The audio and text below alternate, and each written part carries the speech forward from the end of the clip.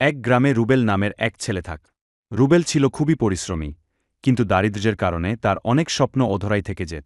তার ইচ্ছে ছিল ভালো ব্যবসায়ী হওয়া, যাতে তার পরিবার সুখে থাকতে পারে। কিন্তু তার সামনে বাধা ছিল অভাব আর চারপাশের মানুষের নিরুৎসাহ। একদিন রুবেল নদীর তীরে বসে ভাবছিল।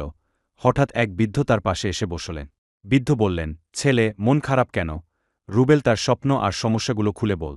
বৃদ্ধ হেসে বললেন, কষ্টের মধ্যেই আসল শক্তি লুকিয়ে থাকে। তুমি চেষ্টা করলে অবশ্যই সফল হবে। রুবেল ঠিক করল, সে হাল ছাড়বে না। পরের দিন সে কয়েকটি পুরানো জিনিস নিয়ে বাজারে গেল এবং সেগুলো বিক্রি করতে শুরু কর। প্রথমে তেমন লাভ না হলেও সে নিজের ভুলগুলো থেকে শিখে নিল। ধীরে ধীরে তার ব্যবসা বাড়তে থাক। রুবেল বুঝতে পারল, সফলতা একদিনে আসে না। ধৈর্য আর অধ্যবসায়ই তাকে এগিয়ে নিয়ে যেতে পারে।